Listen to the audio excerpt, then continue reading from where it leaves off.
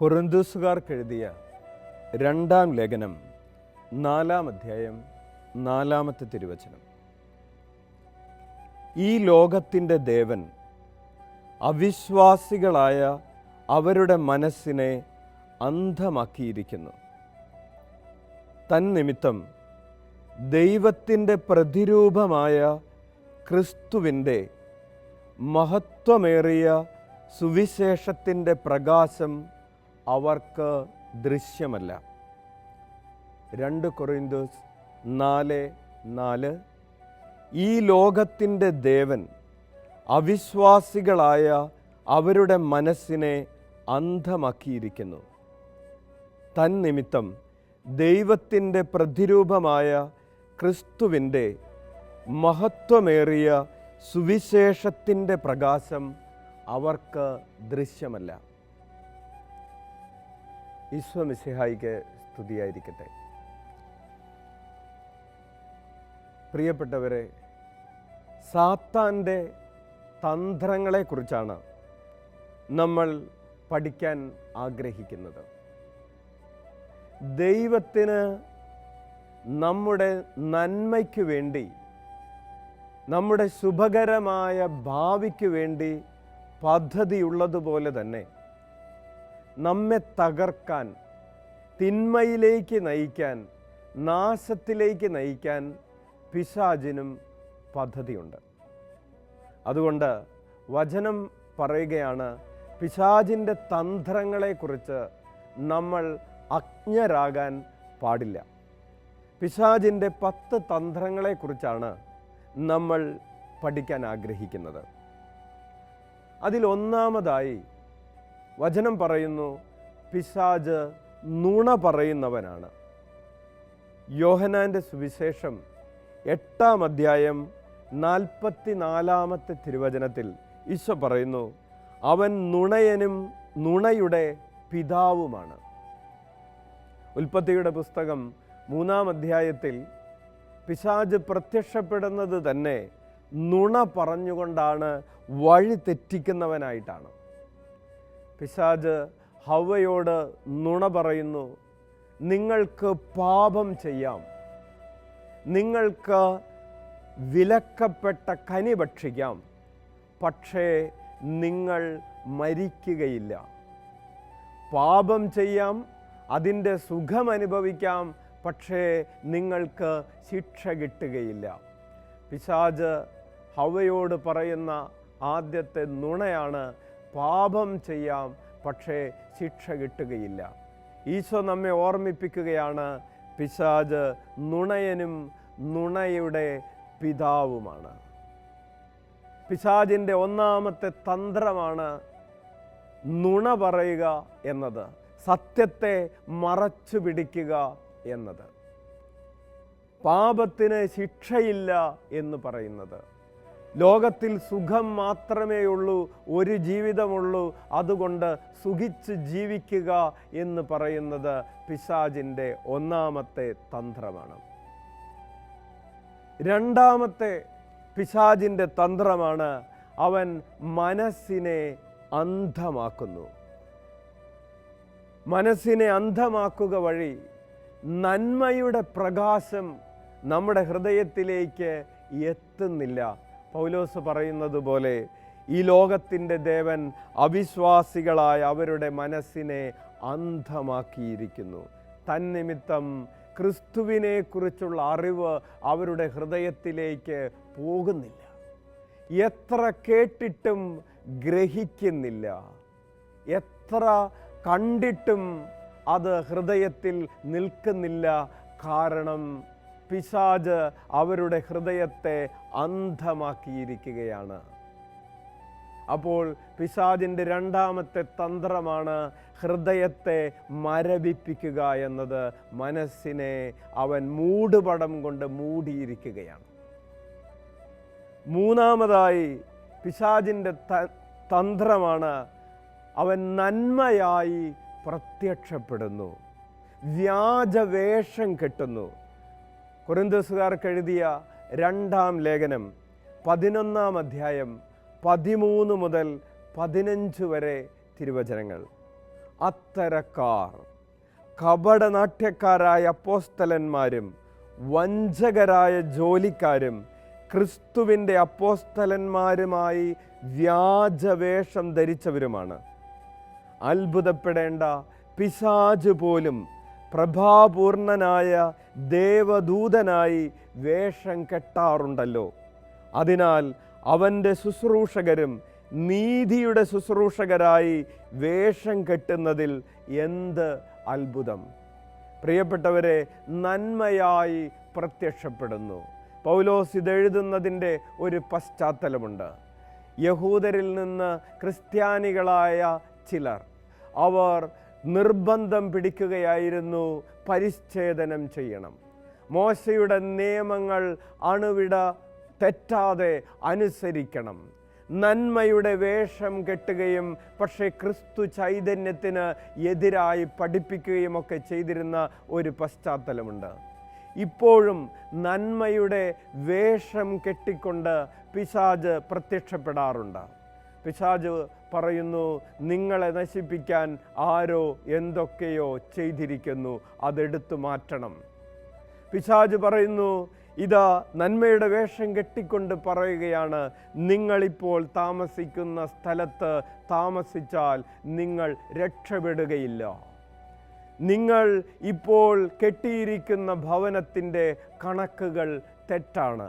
നിങ്ങൾ രക്ഷ പ്രാപിക്കാത്തതിൻ്റെ കാരണം നിങ്ങളുടെ ഭവനത്തിൻ്റെ ചില അളവുകൾ, അതുമായി ബന്ധപ്പെട്ട കിണറിൻ്റെ സ്ഥാനം, ടോയ്ലറ്റിൻ്റെ സ്ഥാനം, കിച്ചണിൻ്റെ സ്ഥാനം തെറ്റാണ്. ഇപ്രകാരമുള്ള നന്മയുടെ മൂടുപടമണിഞ്ഞ് പിശാച് വരികയാണ്. അത് കേൾക്കുകയും ശരിയാണെന്ന് തോന്നുകയും ചെയ്യുന്നു. വ്യാജവേഷം കെട്ടുന്നു.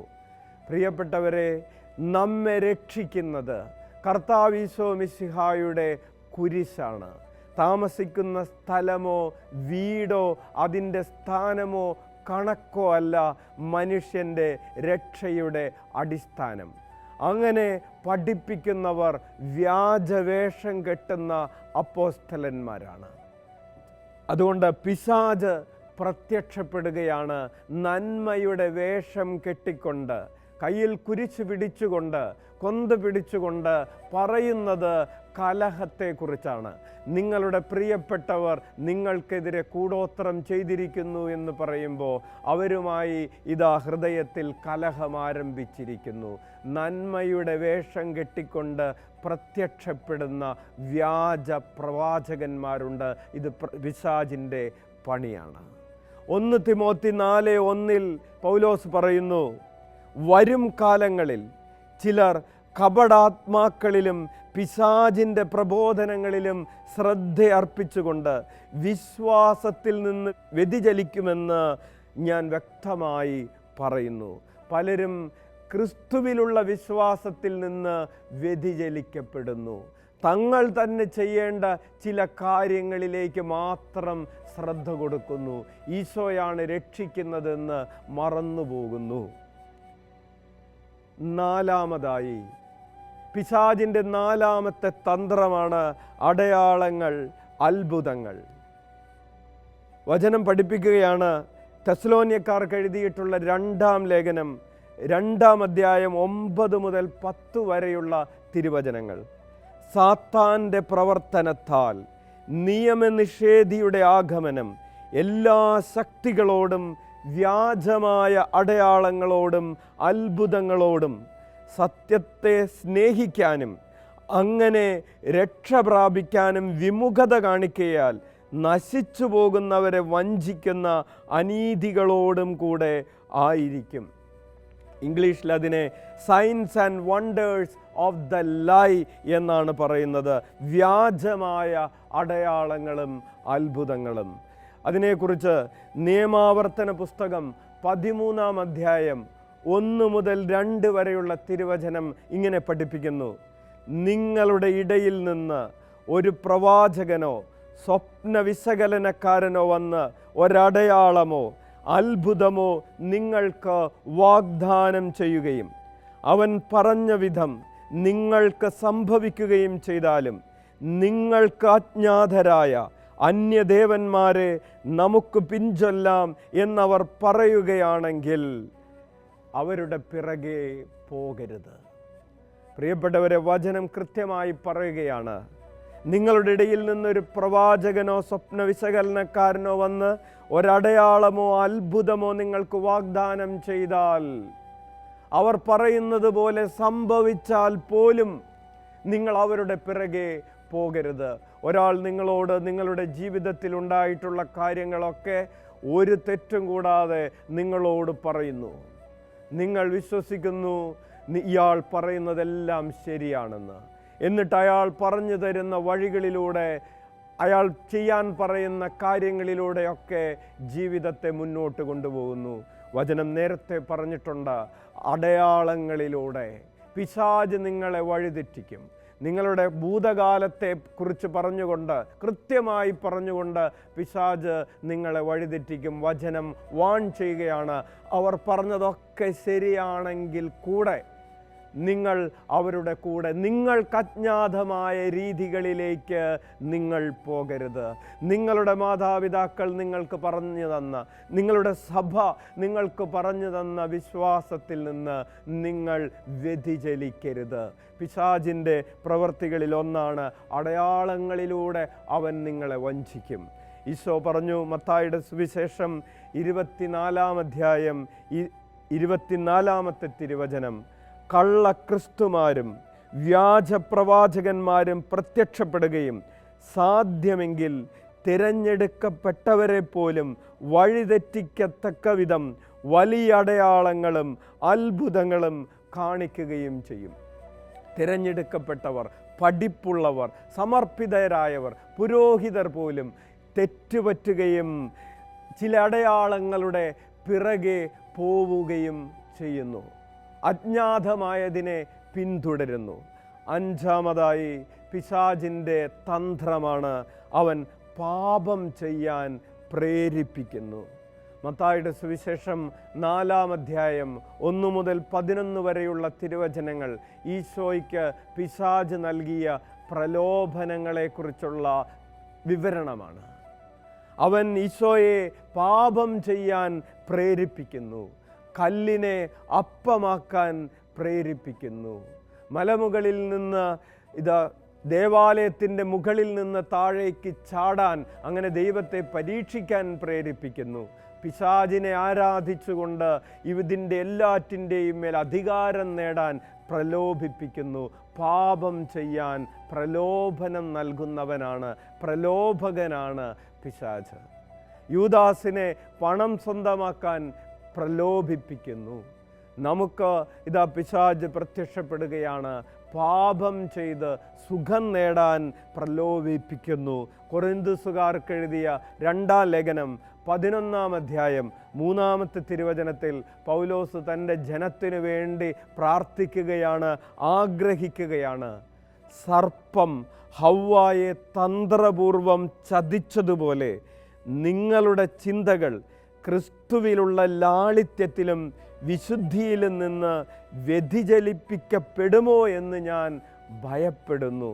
സർപ്പം ഹവ്വായെ ചതിച്ചതുപോലെ ഇന്ന് പിശാച് നമ്മെ ക്രിസ്തുവിലുള്ള വിശ്വാസത്തിൽ നിന്ന്, ക്രിസ്തുവിലുള്ള സ്നേഹത്തിൽ നിന്ന്, ക്രിസ്തുവിൻ്റെ മൂല്യങ്ങളിൽ നിന്ന്, പരിശുദ്ധാത്മാവിൻ്റെ ആഗ്രഹങ്ങളിൽ നിന്ന് നമ്മെ വ്യതിചലിപ്പിച്ചു കൊണ്ടുപോകുമോ എന്ന് അപ്പോസ്തലൻ ഭയപ്പെടുകയാണ്. കാരണം അതിൻ്റെ സാധ്യതകൾ ഓരോ ദിവസവും ഓരോ നിമിഷവും ക്രിസ്തുവിൽ നിന്ന് അകലാനുള്ള സാധ്യതകൾ ചുറ്റുപാടും വർദ്ധിച്ചു കൊണ്ടിരിക്കുകയാണ്. പ്രലോഭനത്തിൻ്റെ സാധ്യതകൾ, പ്രലോഭകൻ്റെ പ്രവർത്തികൾ അനേകർ ഏറ്റെടുത്തുകൊണ്ടിരിക്കുകയാണ്. കണ്ണു തുറക്കുന്നിടത്ത്, കാത് തുറക്കപ്പെടുന്നിടത്തൊക്കെ തിന്മയിലേക്കുള്ള വഴികൾ സമൃദ്ധമായി തീരുകയാണ്. പൗലോസിൻ്റെ ചിന്തയാണ്, പ്രാർത്ഥനയാണ്, സർപ്പം ഹവ്വായെ വഞ്ചിച്ച് ദൈവത്തിൽ നിന്ന് അകറ്റിയതുപോലെ നിങ്ങളെ ക്രിസ്തുവിൽ നിന്ന് ഒരാളും അകറ്റാതിരിക്കട്ടെ. പ്രിയപ്പെട്ടവരെ, പിശാചിൻ്റെ ഈ 5 തന്ത്രങ്ങൾ നമുക്ക് അതിനെക്കുറിച്ച് അവബോധമുള്ളവരായിത്തീരാം. കാരുണ്യവാനായ കർത്താവേ, ഞങ്ങളുടെ ബുദ്ധിയെ പ്രകാശിപ്പിക്കണമേ. ഞങ്ങളുടെ നന്മയ്ക്കു വേണ്ടി ശുഭകരമായ പ്രത്യാശയുള്ള ഒരു ഭാവിക്ക് വേണ്ടി അങ്ങ് പദ്ധതി ഒരുക്കുന്നത് പോലെ ഞങ്ങളെ അങ്ങയിൽ നിന്ന് അകറ്റാൻ, നശിപ്പിക്കാൻ നോക്കുന്ന തിന്മയുടെ ശക്തിയുണ്ട് എന്ന അവബോധം ഞങ്ങൾക്ക് നൽകണമേ. പിശാചിൻ്റെ തന്ത്രങ്ങളെക്കുറിച്ച് ഞങ്ങൾ അജ്ഞരാകാതിരിക്കേണ്ടതിന് അവൻ്റെ തന്ത്രങ്ങളെക്കുറിച്ച് ഞങ്ങളെ പഠിപ്പിച്ചു തരണമേ. ഞങ്ങളുടെ ഹൃദയത്തിൽ ഉണർവ് നൽകണമേ.